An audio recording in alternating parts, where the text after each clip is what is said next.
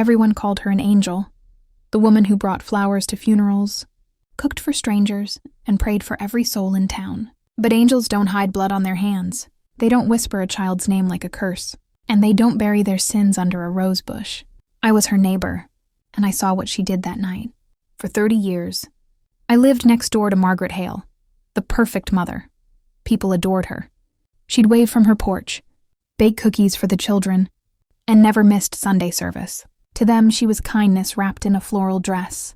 To me, she was a storm disguised as sunlight. It began one summer night, quiet, warm, and unsettlingly still. I couldn't sleep, so I sat by the window with my tea.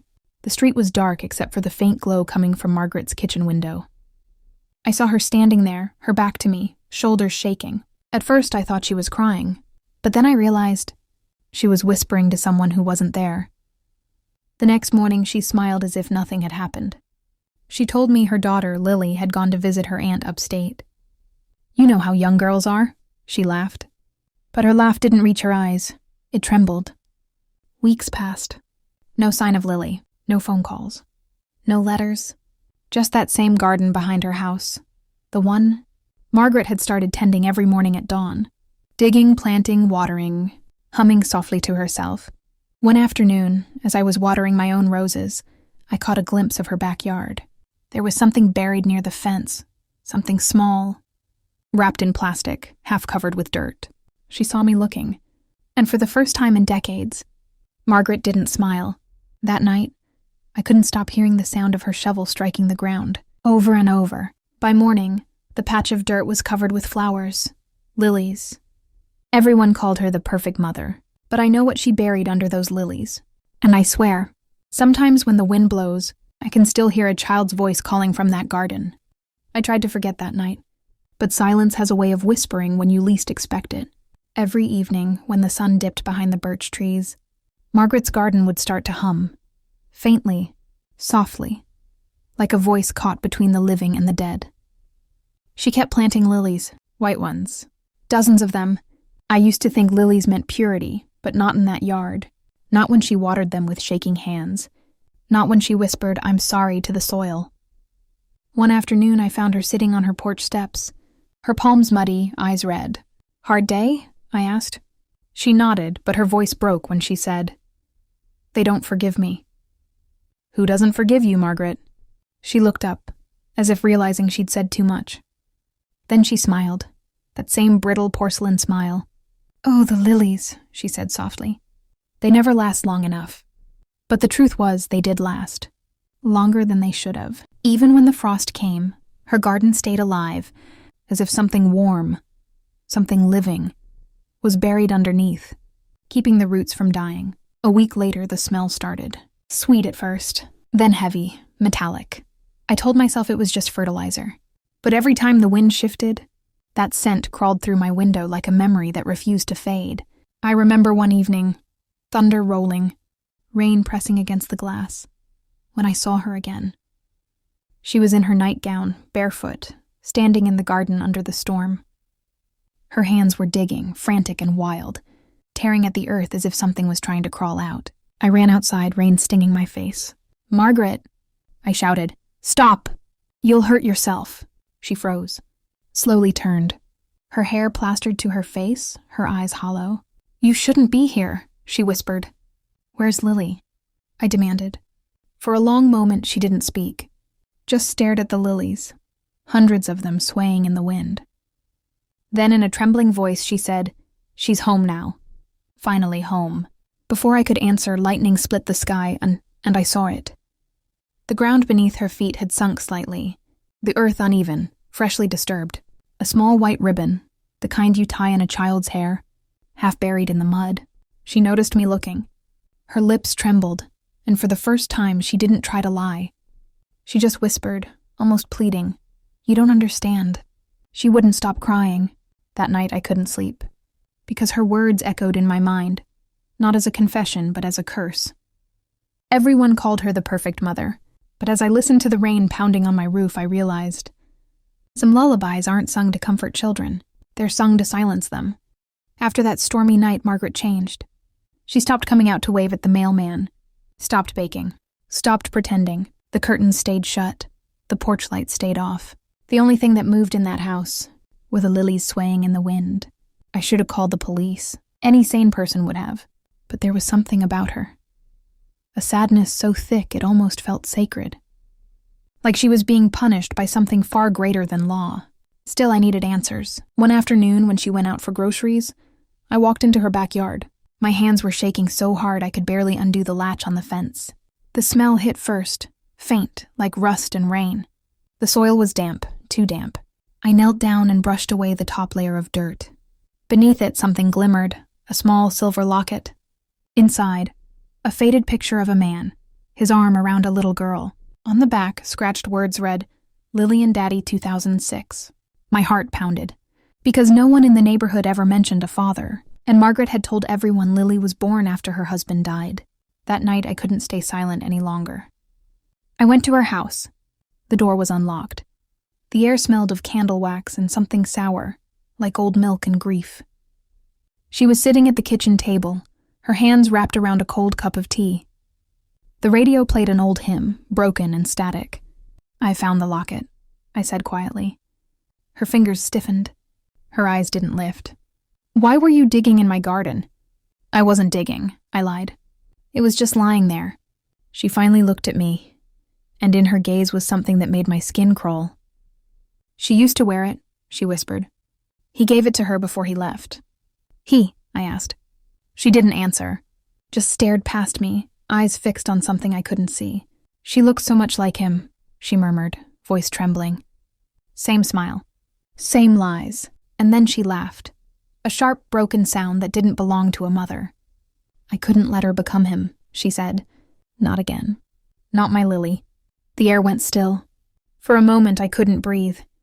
I understood then. Her madness wasn't born of cruelty. It was born of guilt, of something she'd never forgiven herself for. Before I left, she reached out, grabbing my wrist. Her touch was cold, her voice barely a whisper. You think you know what happened, she said. But you don't. None of you do. When I looked back from the porch, she was still sitting there, staring at the empty chair across from her, as if someone invisible was still having tea with her. That night, for the first time, I heard two voices coming from that house. One was hers, and the other sounded like a little girl. It was past midnight when I heard it again, a soft hum drifting through my open window, faint, trembling and heartbreakingly familiar. Margaret's voice, singing a lullaby. But there was something else this time. A second voice, a child's giggle, fragile, echoing. I froze, the cup in my hand trembling. Lily's voice. My feet moved before my mind could stop them.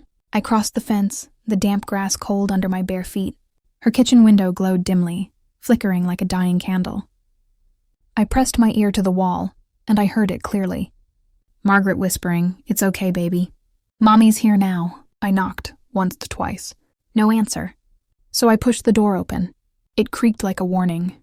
Inside, the air was thick, like the house was holding its breath. Candles burned along the hallway, their wax dripping onto old photographs.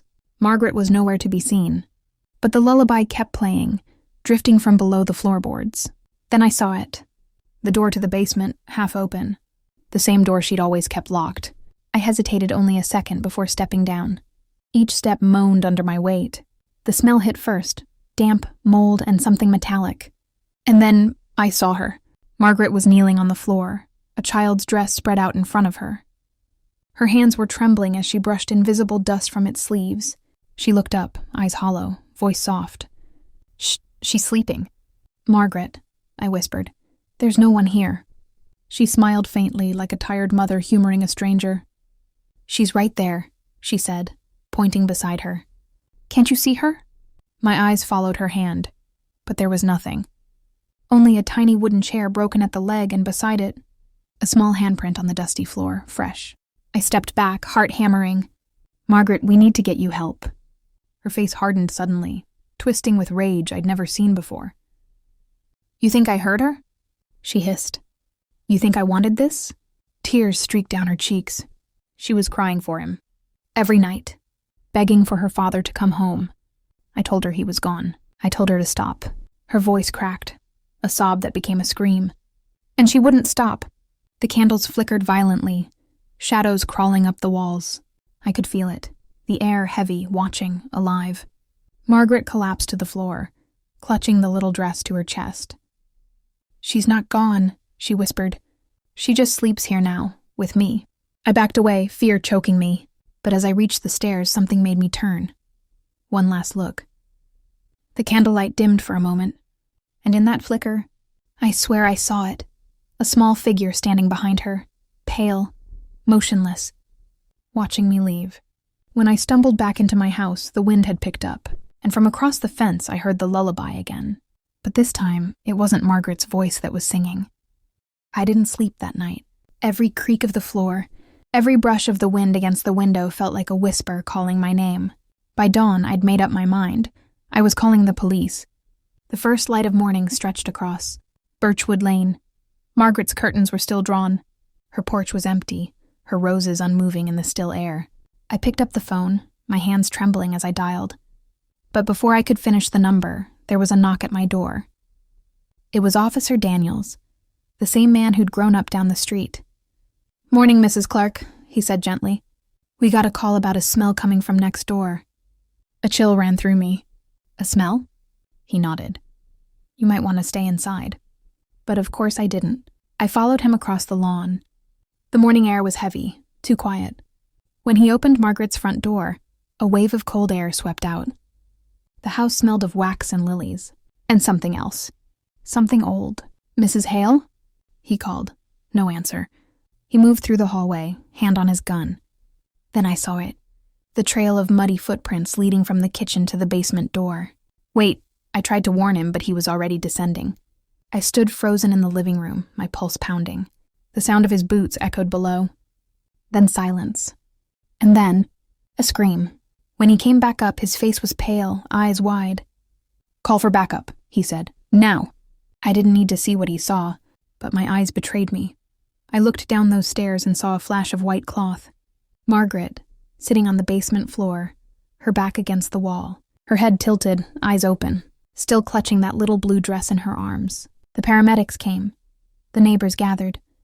The whispers spread like fire. "Heart failure," they said. She died sometime before dawn. They covered her with a blanket. But the way her arms were wrapped around that dress, no one could pry it loose. Later that day, the police sealed the house. I stood by the fence, staring at the garden she'd loved so much. The lilies were gone, wilted overnight, their roots dug up, the soil bare, except for one thing. A tiny white bone, small as a child's finger. I fell to my knees. All the years she'd smiled, baked, prayed, hiding her sin beneath flowers and good deeds. Everyone called her the perfect mother, but now I understood. She hadn't just been hiding what she did. She'd been living with it, talking to it, feeding it. That night I locked every door and window in my house, but as I lay in bed, I heard it again, soft, distant, carried by the wind. A lullaby, coming from Margaret's empty garden. That night still lives in the corners of my mind. The night truth clawed its way out of the dark. I remember sitting by my window, watching the flickering light in Helena's kitchen. The same kitchen where she had once scolded her daughter for spilling milk, her voice trembling not from anger, but fear. I saw the shadow first, small, fragile. It was Lily's old toy rabbit, the one she never slept without. But Lily had been gone for 10 years. They said she ran away. Yet that rabbit, it was lying by Helena's back door. My breath caught. I went closer. Through the half-open window, I saw Helena standing there, whispering to herself. "You were supposed to sleep. Just sleep." Her hands trembled, her face pale as the moonlight fell across it. That's when I realized Lily never ran away. Helena had given her those sleeping pills that night. She thought her daughter's fever was too much, that the crying wouldn't stop, that a perfect mother must find peace for her child, even if it meant ending her pain forever. But it wasn't mercy. It was guilt. It was control. I watched her fall to her knees, sobbing, whispering her daughter's name again and again. "I just wanted to help you sleep, my baby. I didn't mean to..." Her words were swallowed by the silence of the house. I called the police the next morning. They found Lily's remains buried beneath the old rose bushes. The same ones Helena watered every morning like a ritual of repentance. The neighborhood went silent for weeks. People whispered, cried, denied. Some still call her the perfect mother, refusing to believe what she did. But I know the truth. I saw it with my own eyes. Helena never went to prison. She didn't need to. The guilt killed her before the law ever could. I found her one dawn, sitting by the roses, her eyes open, her face calm. She had taken the same pills she once gave her daughter. Now every time I pass that house, I feel the wind carry whispers. Soft, like a lullaby. The roses still bloom, blood red, year after year. Maybe she was right. Maybe she did find peace. But I still wake up at night, hearing her voice. You were supposed to just sleep. And sometimes, I wonder if Lily ever did.